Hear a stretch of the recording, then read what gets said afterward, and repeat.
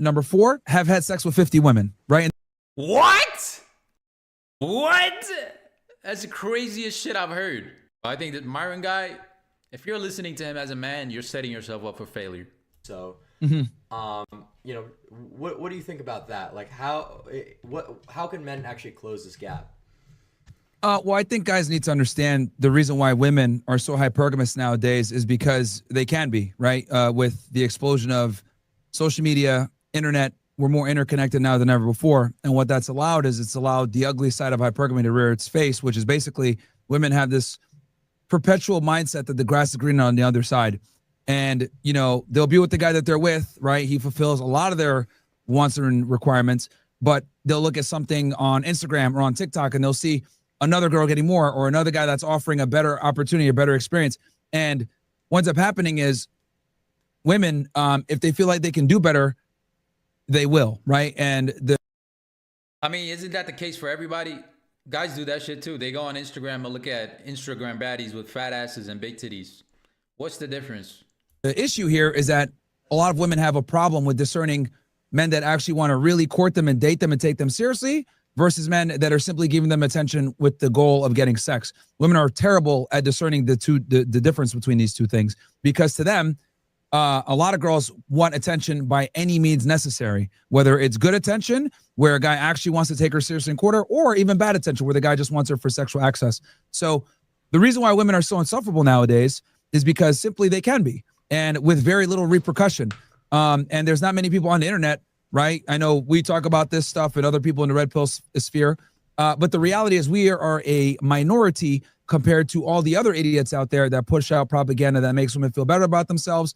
And guys like us get suppressed, right? You got banned on YouTube yesterday. I've been demonetized on YouTube. I've been banned off TikTok, banned off Twitch, etc. So putting out these ideas is very taboo and it's censored. So what do women see most of the time? They see the, you know, you did nothing wrong. You're beautiful no matter what. No matter how insufferable or rude you are, you're still a queen. And this is what's led to this extremely entitled mindset that many modern women have. So this is what men have to combat when they enter the dating marketplace and dealing with modern women. These women are not the women that, you know, we have as our mothers, our grandmothers that actually respected masculinity and leadership. These are women that, number one, they think that they're better than you. Number two, they have ridiculously high standards. And then on top of that, the whole inflation is outrageous because they don't necessarily qualify for the features that they want in the guy. They want a dude that makes a bunch of money, is attractive, etc. But they're fucking stupid whores. Yep. So see, this is where the root cause of the problem is. That ending remark. He's mad, bro. He's mad and he's bitter, right? That's the only reason that you would go around calling or using that kind of language, like calling them whores, because he's just bitter because of past experiences. And that's probably why he has so shitty experiences with women, because you receive what you give out, chat. If you're a bitter dude who's mad at women and who's mad at the world, guess what your experience with women is going to be? It's going to be shit. It's the same way around for women. Women who engage in the fuck all men culture, they usually end up with guys who are shit. So you get what you put out, chat. If you engage in hating on women and being bitter, you're just gonna have bad experiences with them. Same goes for women. If you're a man hater, you're always gonna view men through the lens of them trying to play you, and you're gonna end up with shitty men. Because no good man is gonna deal with you being a man hater. It's as simple as that. So this is where we are in the sexual marketplace now, and I think guys need to understand this and go in with their eyes wide open and be extremely selective on which girls you're gonna bring into your life from a serious romantic standpoint. Another problem is I think these guys like these are chronically online. Like, these are chronically online takes. If you actually go out in the real world and meet a girl, you can see it's not usually like this. Are there girls who are fucking toxic ass thoughts? Yes. But majority of them, completely fine. Yeah. So it seems like we both see the board perfectly well. You know, we know exactly what the problem is here. So there's no disagreement there whatsoever. It's simply the hypergamy of the society. But it's literally just, you know, what can be done about this, because we're both very logical people. You know what I mean? So you obviously have great positions a lot of the time, and I think we agree on probably 99% of it. Great positions? Bro, this guy, Myron, does not have great positions. Issues. But maybe the solution might differ a little bit. So in terms of logical thinking, we don't really complain, the two of us. I haven't really seen. We just kind of look at where things are. I don't want people to sit here and think, I think they're fine because you are attractive, bro. They're on better behavior with attractive dudes. Yeah, I think being attractive does lend to you having better experience with women, but it goes deeper than that. It's more than just being attractive. It's about knowing yourself and being able to filter out the thoughts. I'm telling you, because so many guys put up with thoughts and girls who ain't shit just because they look good. If you're a guy that actually values a good woman, you go deeper than that. You don't just go for looks. You filter them through how caring they are, how are they reciprocating your love? Like if you do stuff for them, do they do stuff for you back? Things like that. That's what you should value as a man if you want a good woman, not how attractive she is. Everybody keeps making that mistake. They keep going for these sexy ass women who ain't shit. All they got is their looks, and then they cheat on them and they're like, damn, all women are whores. It's like, bro, you're making the same mistake the single moms are. You're just choosing the wrong ones. Simple as that. we're complaining about shit. We're just, analyzing where we're at so that we can actually come up with a solution. Because this is stuff. Well, you have to identify the problem. That's step one. Right. And most guys can't even identify the problem, which is why they're so frustrated. They can't get dates. Girls treat them like shit. They're extremely angry. I think a big reason why so many guys get frustrated with women is because they don't understand. Once you understand how women really think and how they behave, you can't really be mad at them for what they'll never be to you, which is what a lot of guys want, is an idealistic lover. Women are not idealistic lovers. They're opportunistic lovers. What guy can give me the best lifestyle, security, status, good looking, etc.? So once guys wake up and realize that women are not idealistic lovers like we are, it makes everything else easier to deal with, understand, and honestly, you're able to navigate the marketplace from a more educated perspective versus being angry at women all the time. But you are angry at women all the time. You're literally calling them whores. How you gonna say, like, he is the dude that's angry at women all the time? And in this guy's mind, you can be with a woman for 10 years, she loves you, you love her, and if somebody that's more rich and handsome than you comes along, he can just swoop her off and take her from you. I don't believe in that. Right. No, of course. So, we both see this well. But in terms of our, logical pursuit, you have come to the conclusion that maybe as a man, to make yourself that high value thing that's actually being, valued by women and actually being sought after, you look at it from, hey, how can I improve the amount of money I'm making and improve that percentile? How can I? It can happen, but is it 100% of women? Is it even 99% of women? Is it even 90% of women? No. It can happen, probably. Then again, a piano could land on my head tomorrow as I walk to the bus stop. Anything can happen. Get more status. This is the solution. This is how I fix myself. So I'm actually, the prize in the hypergamous society. Whereas I'm simply saying it's more realistic for most people to overcome the disparity in terms of looksmaxxing rather than the first option.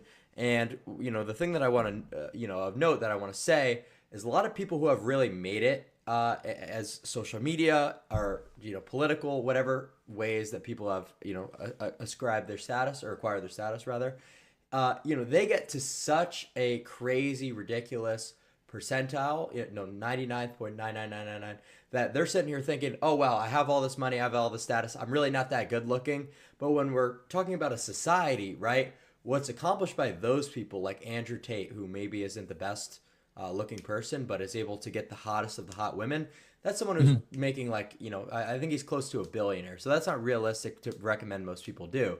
Whereas going from a 4 to a 6 through looksmaxxing and, getting to like 10 to 12% body fat, that's super realistic. So how do you exactly kind of justify that, gap is what I would ask you. Okay. So justifying the gap from a looks perspective, a financial perspective, a status perspective, just specifically, in terms of one? like what's realistic for people.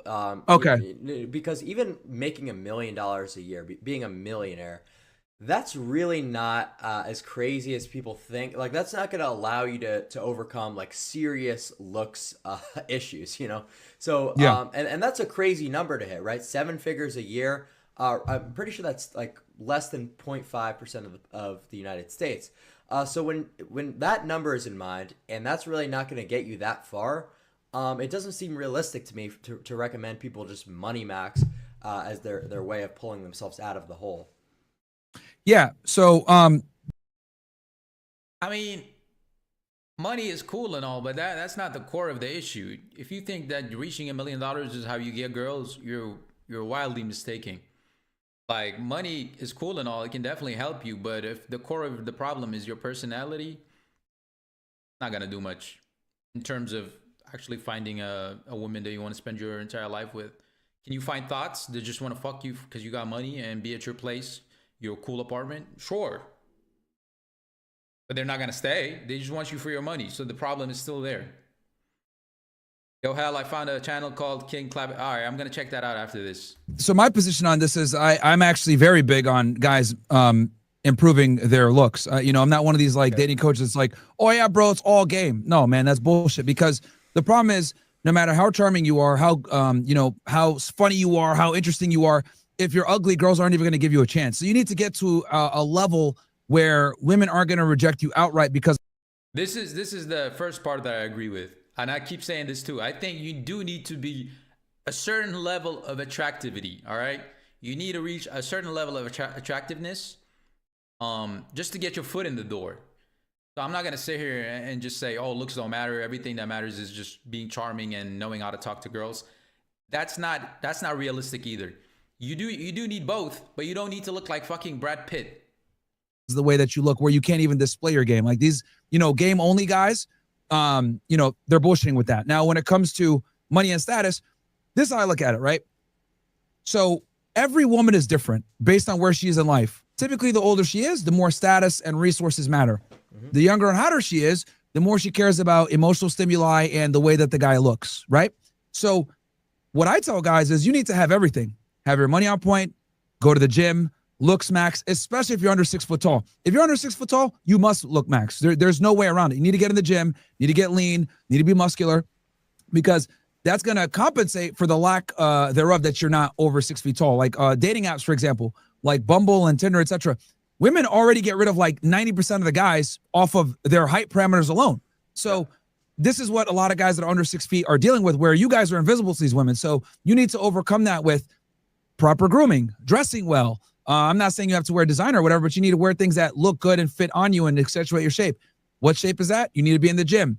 Obviously, a wide shoulder to waist ratio. 1.6 tends to be the ideal, right? So with guys, it's a combination, and this is why I say guys just need to have all of it. Now, when it comes to the money and status, whatever, I tell guys to have a couple things in place, 5 things in place before they even think about getting married. Number 1, I want you to be a 6-figure earner. Number 2, I want you to have 6 months to 1 year of savings. Number 3, I want you to be in shape, right? No one cares and gives a fuck about fat people. Number 4, have had sex with 50 women, right? What? What? That's the craziest shit I've heard. I've had sex with 50 women? That's one of your criteria before you get married? Have sex with 50 women? What are we on about? What? Bro is on meth. What? Bro, I'm 27. My body count is 4. I do not intend to sleep with another 46 women before I get married. That's absolutely insane. Why would I do that? What kind of value does that bring me? That'd be 35 years old. Now, the body count, I get... Look at Clavicular's face. Even Clavicular is like, what the fuck is bro talking about? Look at his face when he says that. 4, have had sex with 50 women, right? And that'd be 35 years old. Now, the body count, I get a lot of people that hate on me from the religious, side of the internet, because they're like, dude, I'm the most anti-religious man you can find, and even I think that's crazy. It has nothing to do with religion. Where did you pull that number out? Your fucking ass? 50? What? oh, well, that's promoting degeneracy, etc. When I say have sex with 50 women, it's not a hard, fast 50. It's not like you got to have 50, or if you're at 35, you tell her, sorry, babe, can't get married, can't have a serious relationship because I'm not at my number. The reason why I prescribe that number generally is because I know once a guy has had sex with a certain amount of women, women can no longer play the game where they're leveraging sex against you for compliance, because that's what women do. It's you need to. That has nothing to do with your body count and everything to do with your self-respect and how valuable you are as a man. If you're a guy that, one, looks good, has money, has his career, has things going for him, side hobbies, these are the things you need to start leveraging sex, all right? Because then you start building options with women. Not if you fucking slept with 50 girls. There's probably chopped ass men out here who ain't shit, who got 50 body count. That does not mean shit. To do XYZ in order to get sexual access to me.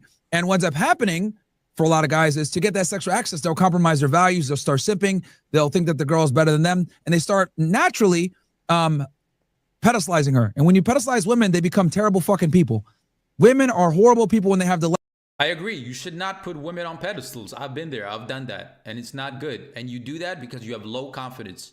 When you have inner self-worth, you stop putting women on pedestals. That's just how it works. Has nothing to do with body count.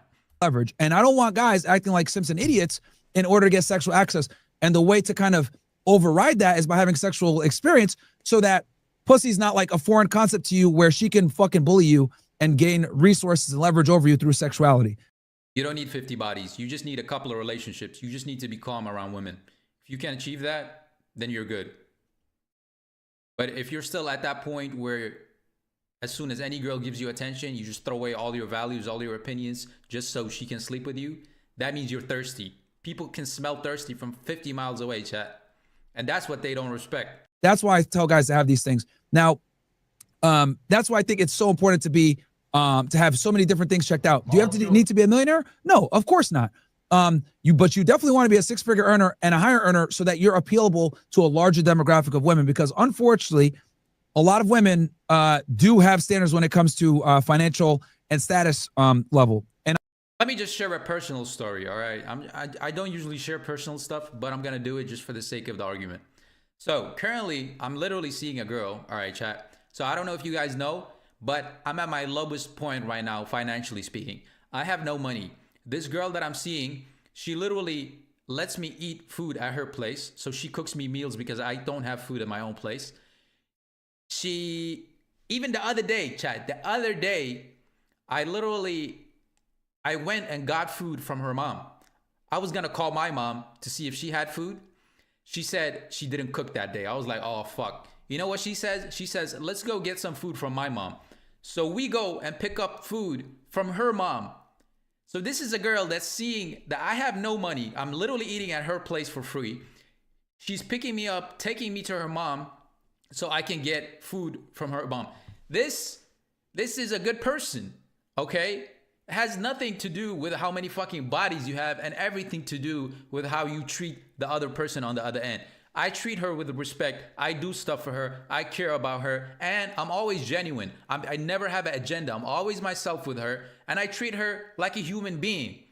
And because I treat her like a human being, she actually treats me back with respect, and she reciprocates the stuff I do for her. And she doesn't see me as less than just because I don't have money right now, or I don't have food, or I don't have $1 million. This is a crazy take. To tell men that they need $1 million or every girl is just going to cheat on them is insane. And I can say this from personal experience that is not the case. You do not need $1 million. Matter of fact, you can be broke as long as you're a good person. Okay? I do stuff for her all the time. When just the other day, like she had her period. Her stomach was hurting. I grabbed a towel. I warmed it up on the stove. And I was like, here, put this on your stomach so you can feel better. And stuff like this that girls, good girls, actually care about and makes them care about you, because you do stuff for them that shows that you care about them, and they will bypass everything else like money and all these superficial things. Okay, you just need to find the right girl, the right person, and invest your energy into those who are actually worth it, and not just some bad bitch with a fat ass. If I just went and found a bad bitch with a fat ass, she probably wouldn't do that for me, because she values other things. Maybe she wants a guy who can buy her Birkin bags and shit. But hey, that's not the girl for me. I want somebody who can be there for me no matter what, even if I don't have money. So there you go. That's my personal story. I'll finish on this. Let's say you're a good-looking guy, but you don't have your money together.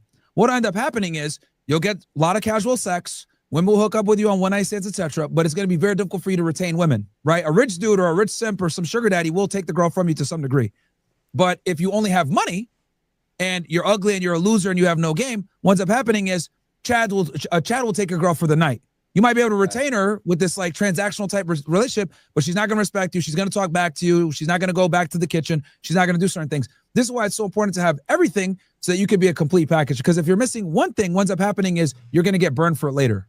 Yeah. Okay. So I like that you make that recommendation to all men about the full package, or whatever. And you caught me a little off guard with that thing about, the 50 bodies or whatever until your reasoning. So I like what you said about people not putting women on a pedestal anymore. And the 50 body thing obviously isn't realistic for most people, but Yeah. it does kind of ensure that outcome that no one's going to pedestalize the women. And unfortunately, it's almost impossible for dudes to not do that. You can't just tell them, oh, don't pedestalize. It's going to happen anyway. So that 50 bodies thing is, legit. But, for 99% of people, that's not ever happening. It's just not how things work. You don't just reach 50 bodies and then, like fucking Goku, you just enlighten and reach, Super Saiyan. That's not how it works. You're still going to be the same person as before you hit 50 bodies. Now you just might have an STD or two. Right. So Yeah, and a lot of guys, are shocked when I say that number.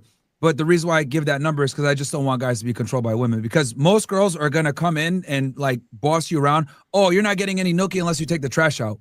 Well, Who talks like that? What kind of women you been around, bro? This just reflects on you. It just tells me that you're a shit person. we don't want guys to be in a position where girls are able to boss them around to get some ass. Like if your girl's starting to like withhold sex from you for leverage and compliance, dude, you need to get rid of her. Like over. a woman agency is her sexuality. These bitches provide very little value outside of sexuality. That's why I tell. See, again, this guy has a fucking corrupted view on women, and that's probably why he doesn't have good experience with women, because his view of them is corrupted. Guys, never be friends with girls. Don't fucking let her friend zone you because you're disrespecting yourself by doing it. And if your girl ever decides to withhold sex from you or whatever, you need to let her know that she's gonna get kicked out the fucking. People don't do that in mature relationships. Who the fuck is withholding sex? If I'm in a relationship with you and you're using withholding sex as a punishment, we're gonna have to sit down and have a real adult talk about your maturity levels, because what the fuck is going on? Sure. And that's the only way women actually respect you is when they know that you have sexual access to other women. This is why social proof is so fucking important. This is why even an ugly guy that has girls around him has a good amount of access, because women only respect men that have other women. Like that's just how it is, unfortunately, with them. They're retarded.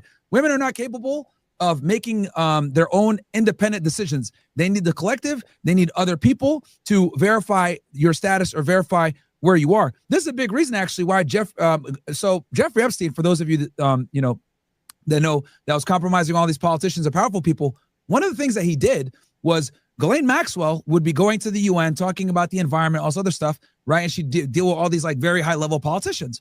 Then they'd have parties. Guess who brought all the girls? It was Jeffrey Epstein. He would bring all the girls who were of age, right, at these parties, right, because he would get them from a guy named Jean Brunel. What the fuck is he talking about? What are we talking about Jeffrey Epstein now, bro? What's going on? Because he worked for Victoria's Secret. He had all these models.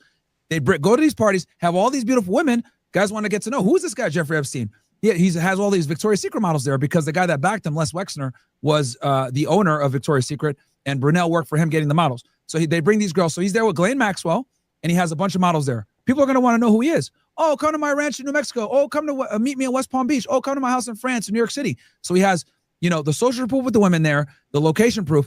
And then when they do show up, there's 15-year-olds there. Now they're compromised. So that's an example of like how powerful social proof is when you have.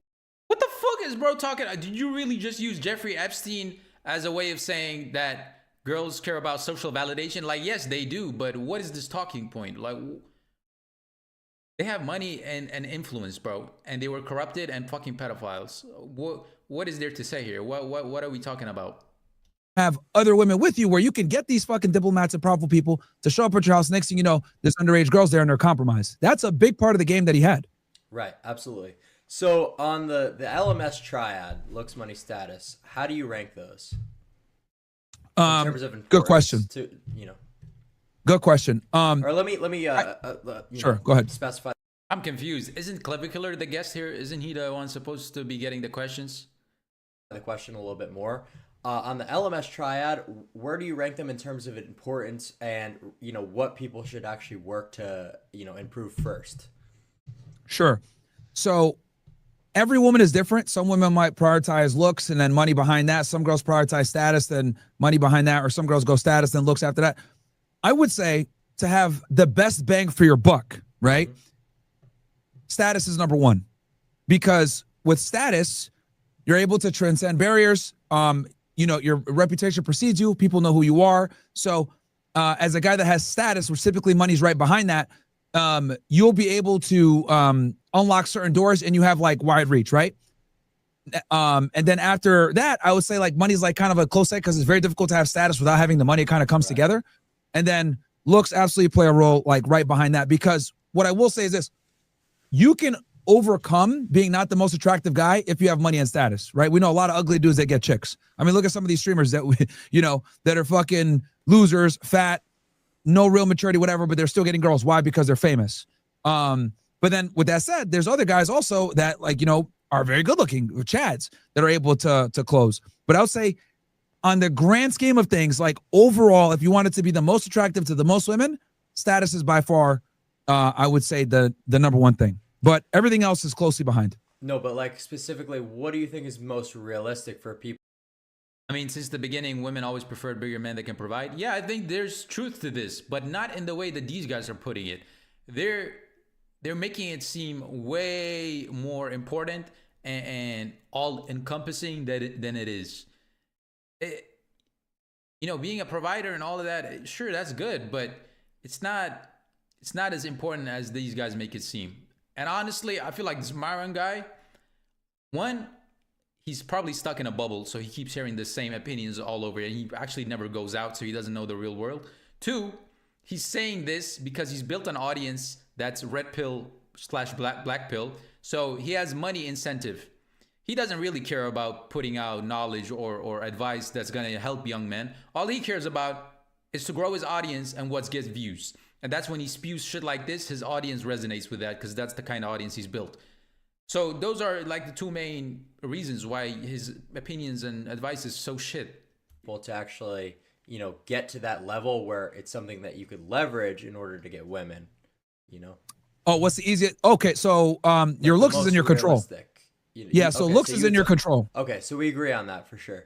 You know, that's obviously true, and I'm glad you are on the same boat with that. Because you really... that's number one, because that's like in your control. Like, no guy should be fat. Every guy should be taking skincare, you know, grooming themselves, dressing well with fitted clothing. That's 100% in your control. Okay. And I'm going to ask you one more question just so I could kind of get to know where you are and see where we might disagree. What does your ideal society look like? Not, you know, what would you do to get there, or, you know, what political bills need to be passed, just in terms of like the dating market. Like, what... Myron literally lost his girl to a working class construction worker.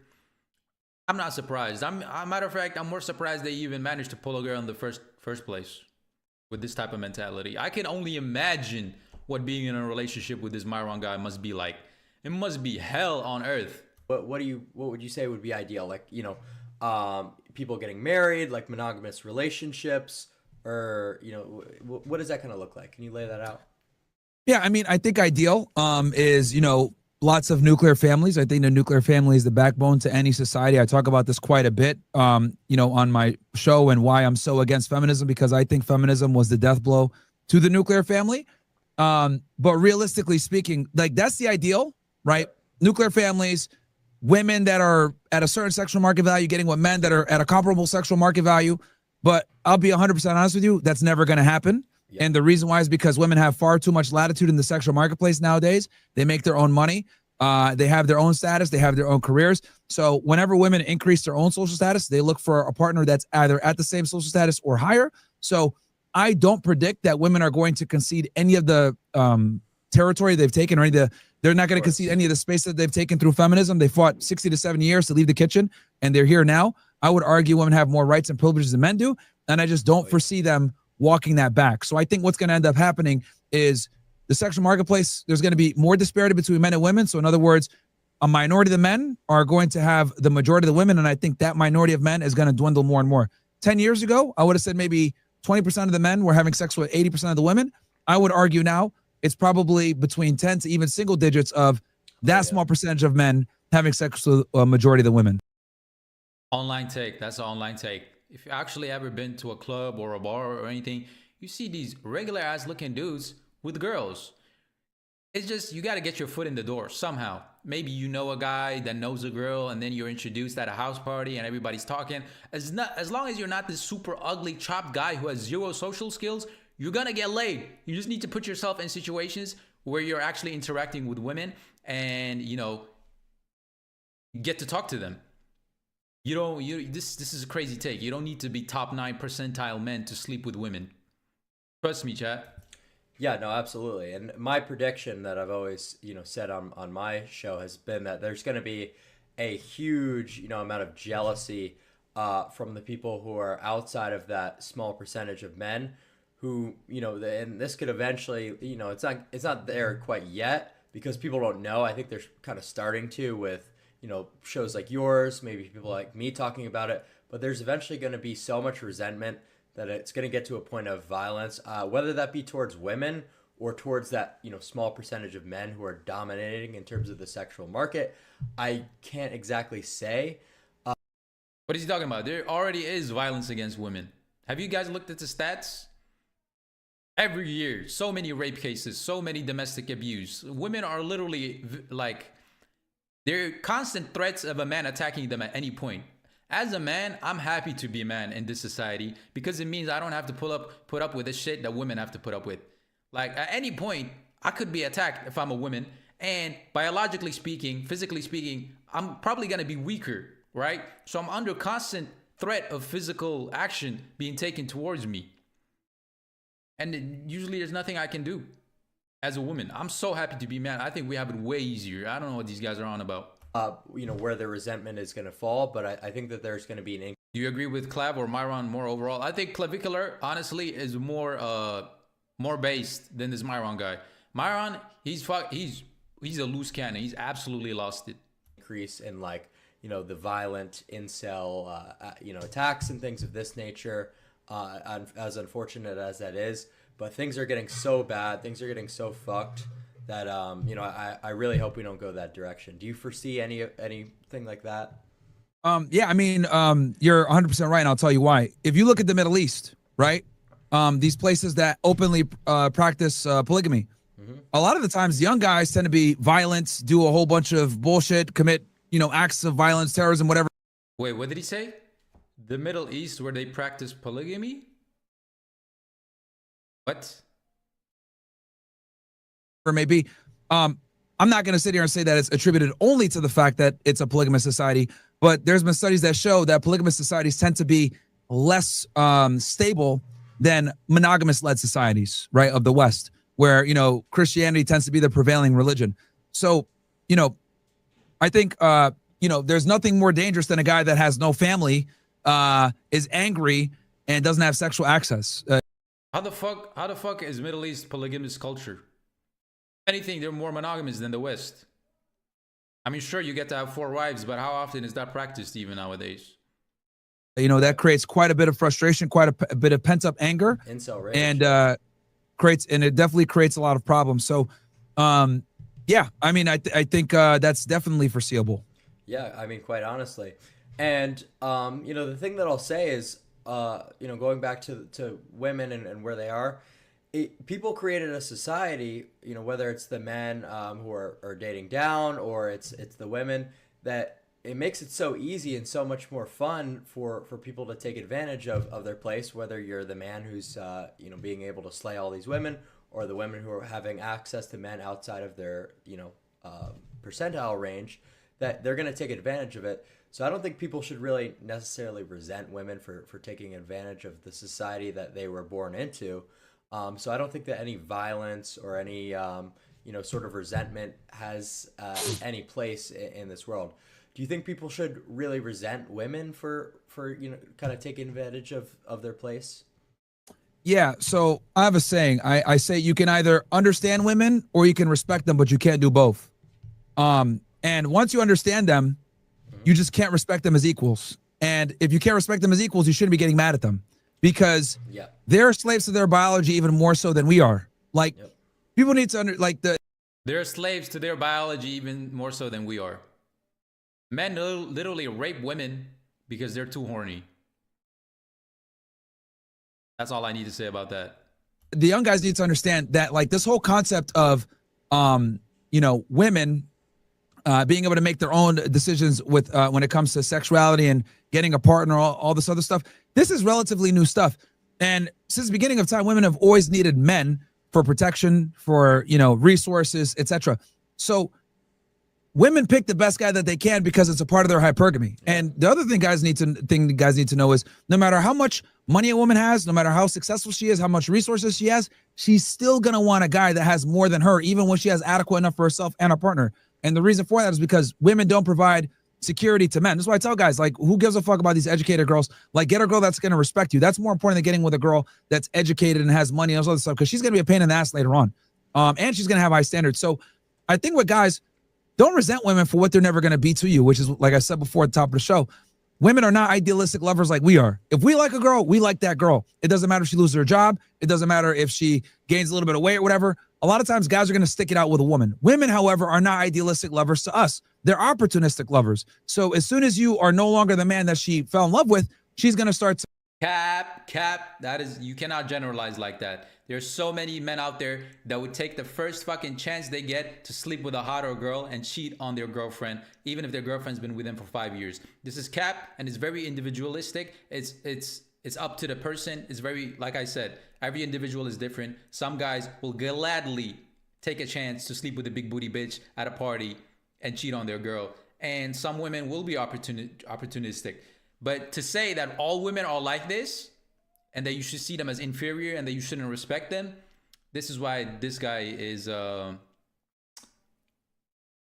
he's never gonna get a woman worth anything. resent you, she's not going to want to be with you, and she'll look for a guy that used to be what you used to be, if that makes sense.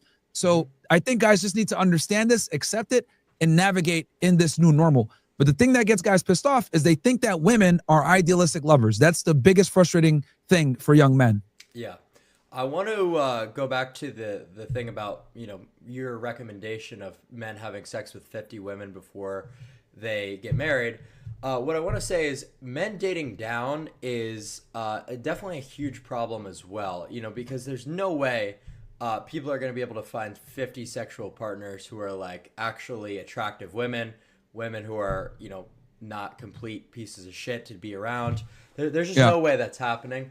And I think it's creating a huge problem when people are slaying like 3 out of 10s just for the fuck of it. So I don't entirely recommend, you know, agree with your recommendation, besides the fact that it's going to help you as an individual in terms of not pedestalizing the women. But for you know, the rest of the society, that's doing a huge injustice for people to do. And I think that's a lot of reason why people gravitate towards me, is there's a lot of viral clips of me rejecting women who are super far below my looks level.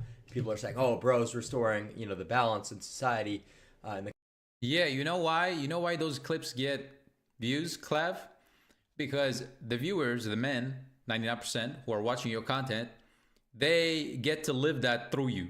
So since they're chopped and they have some sort of resentment built towards women, when they see you, an attractive guy, rejecting a girl, it makes them feel good because they get to live that through you, right?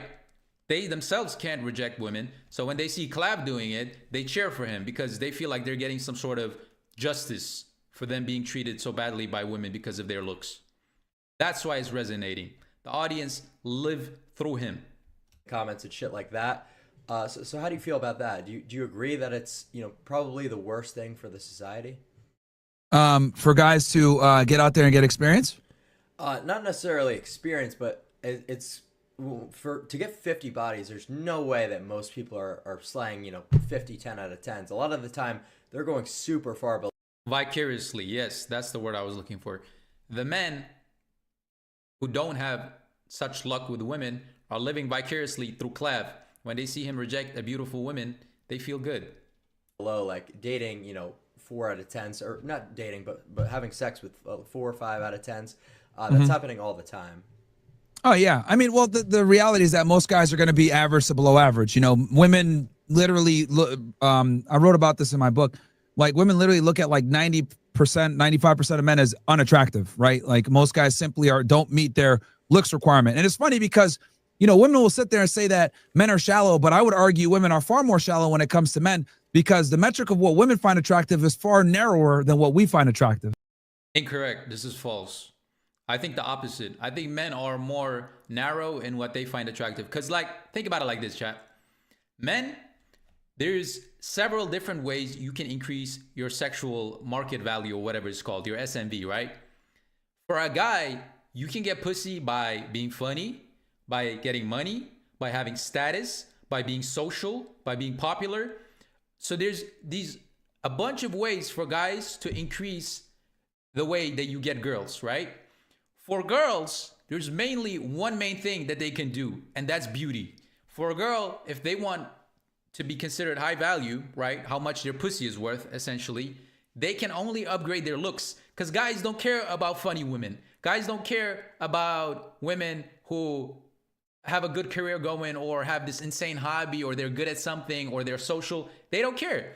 If you're unattractive and funny as a woman, no guy is going to give you attention. They don't care about you being funny. They care about physical looks. So men care more about physical looks than women do. A guy can get laid if he's below average, but has, let's say, he's social, right? He's super good in social situations. He's charismatic. He makes people feel heard. He makes people be seen. He's funny. You can get pussy. But as a girl, if you're at a bar, I don't know if you guys ever been at a bar and there's this group of girls and there's this one fat girl. Does not matter how much of a personality she has. She's fat. No guy is talking to her. And that's fucking facts. Right? And it's actually a lot harder for men to attain the look standard that a lot of women actually want. Now, they obviously don't talk about this for obvious reasons because they don't want to be looked at the shallow ones, etc. But when you actually look at what women respond to favorably from a sexually arousing perspective, it's a lot narrower than people think. This is incorrect. I literally remember being in high school. There was this one dude. He was tall and he was funny and he had social status. He had these three things. But attractivity wise, physically speaking, he was by no means above average or this super good looking guy. He was just a regular dude. But he was smashing these 10 out of 10 hoes at school. He was literally fucking them in the bathroom just because this guy went to parties and girls saw him as a guy that was popular. Okay? And bro was just average looking and he was still getting pussy. He was smashing these 10 out of 10 girls at my high school.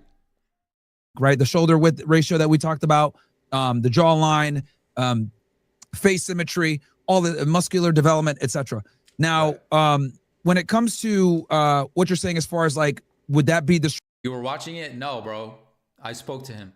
Destructive to society for guys to have these partners? Yeah. So to date down specifically because he had status basically. Yeah, and the thing with status is you don't need status as in the being famous like Andrew Tate. That's only one type of status. You can have status within your group and your community. If you're the guy that's seen as popular, charismatic, funny, social within your social community, like the city you live in or your friend group, you're gonna get laid. You don't need to be Andrew Tate level of famous. Yeah. You know, I don't know if you agree, but I wouldn't say that all experience is good experience necessarily. And I think Sure. that even if you're understanding like the psychology of women, the more sexual partners you take on, you know, being able to secure a woman who's that far beneath you, you know, the power dynamics at play are not going to be realistic with any woman of quality that you actually want in a wife that you're going to be with long term.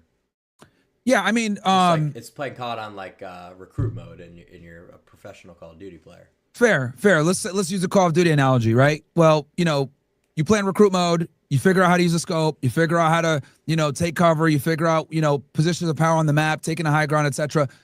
This is what you're going to learn when you deal with women that might be lower than you on the sexual totem pole, right? And that allows you to build up the skill set and the experience to play at the normal level or the expert level.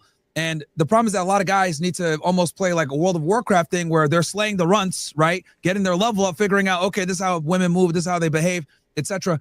And then when they do eventually get to that position where they're dealing with a more attractive girl or a girl that might be on their level or even maybe even higher in the sexual market status, they're able to navigate that appropriately and not making mistakes. Because this is what I will say about hotter girls, and you could probably speak to this. You have less of a degree of latitude to make mistakes with attractive women than you do with uglier women. Of course. So when you make a mistake with a hot girl, that mistake is going to be far more pronounced than when you're with an ugly girl, right? You can get away with certain things when you're dealing with women that aren't as attractive, but as you deal with more attractive and more attractive women that have more and more options, your fuck ups are magnified. So I think it's better to get that experience. Maybe we're not the most attractive girls, work your way up, and then level up, and then obviously you can adjust and get higher sexual market value women as a byproduct of that. But most guys out the gate are not going to know how to deal with very attractive women. And let's be honest, I've always said it. I think women that are 8s, 9s, and 10s are useless. And the reason why is because they've typically never had to be useful. The most attractive women out there have had everything given to them, are extremely entitled, extremely rude, extremely crass, extremely stupid, don't add value. And unless you came from a strong father or, had a brother in her life or something like that, they're not really going to be good long-term partners. I actually tell guys, it's better for you, for most of you, to get with a girl that's in the 5, 6, 7 range as a long-term partner because they don't have a lot of these bad habits that hot girls tend to have. Now, obviously, every guy is different of what they can handle and what they cannot handle. But for most guys, they're going to probably be in that range somewhere of wifing up a girl at this level, since a lot of guys might not necessarily have the skill set to deal with these more attractive females. I don't necessarily agree that I would, obviously there's more positive reinforcement there for the girls who are the top percentile looks, but I wouldn't say that they're, unmoldable if they're gotten to before they've racked up a high body count, before they surpass the age of like 21. But what Myron is doing, he said don't pedestalize women, but he's literally doing it, but just with hot women. You can hear it in what he said. He said, you don't have room to make mistakes as much with hot women. That means he sees hot women as higher value than lower women. But as a guy, if you adopt the mindset that all women are just women, no matter their physical looks, and you treat them the same, that's when you get core stability. Because right now, this guy, he's acting different around hot women than when he's talking to an ugly woman. He's literally pedestalizing hot women. I would say you'd be perfectly fine there. So I don't. There's a little bit of contention, in my opinion. Your game would certainly have to be a little bit higher. You'd have to have a better propensity for rooting out bullshit. But I wouldn't call them exactly useless. I would say that they're kind of not going to be far off because all women have positive reinforcement. The society was basically designed around women and their hypergamy and their bullshit. So I wouldn't really say there's a huge gap between a 6 and an 8 in terms of their usefulness or their candidacy for your long-term. It's all individual, Chad. You cannot generalize. People love doing this on the internet. I know it's not as fun. It's not as fun to say that, individuals are individuals and that everybody's different and there's just, each case is different, because this takes too much mental bandwidth. Most people just want to hear that all women are this way, because it's a lot easier to consume than telling people that people are individuals and everybody's going to be different. But that's the case. Everybody is different. Every woman is different. There's not, this guy is saying, oh, if she's an 8, 9, 10, she's useless. Like, do you see, he's just painting with a broad brush. You can't do that. You cannot generalize like that. It's never reflective of reality. Reality is there's too many components and factors that play in real life. You cannot generalize this hard. Wife. Would you? No, I think I would say the most attractive women, right? Like 8s, 9s, and 10s. Does that mean every single one of them is useless? No, but a lot. Okay, there, he admitted it. A lot of them are, and a lot of them are very vain. Every time they walk by a mirror, they got to fucking look at themselves. They take hours to get ready. They're pompous. They're cocky. They're arrogant. They, because they've dated, higher status men before. That just tells me those are the ones you've had experience with. They've probably been able to turn a profit from the way that they look. Now, is this every single girl that's 8, 9, or 10? Of course not. But I would say the majority of them absolutely are useless. But what I'm simply stating is that, that kind of extends to that, definition you just gave, how they probably have gotten with, super rich, high status men before. That's also going to be true for women who are, average. Or we saw the girls on even that one panel we did. Those girls were hideous, and they still, some of them had profitable OnlyFans. Like the one girl, that I brought, I'm pretty sure she's making like millions of dollars a year, per year, and the girl objectively is not much more than a Oh, I see what you're saying. So I see what you're saying. Yeah. Like they get access no matter what. So yeah, it doesn't really matter. You might as going for a 6 or going for an 8. It really is the same thing at the end of the day. So I don't really agree with you at all there. Here's the thing. I agree with you that women that are attractive, whether 5, 6, 7, 8, are going to have access to higher status men no matter what, because men are totally willing to date down. But I would argue that the girls at the highest levels, it's different because now they're getting employment based off the way that they look. Now they're getting money just for existing. Now they're, you know, some of these girls might have access to some of these celebrities. They might get flown out here. Maybe they might get invited to a party here, whatever. But the most attractive of women, these are girls that are talking to, like, you know, sheikhs. These are girls that are like talking. Also, it does sound like he's living in a different landscape. Maybe he lives in Miami. Maybe it's different over there. I live in Sweden in a relatively small town. You can't compare it to Miami. So my experience with women and who I'm around is probably going to be different than this guy's. But my experience is probably more relatable to everybody in chat and everybody that's watching this than this guy's is. Most people don't live in Miami. Most people aren't around OnlyFans girls 24/7. This guy is basing his reality off of Instagram baddies who make money off of OnlyFans. Royalty. These are girls are like literally that are like have some simp sugar daddy paying for their apartment in 3 different cities. Like they just have more. I don't know about you guys, but I don't know any girls in my life that's getting money from rich sugar daddies. You know, maybe 1 or 2 here and there, but even then it's not that deep. It's not like they're getting fucking Bugattis and apartments and shit like that.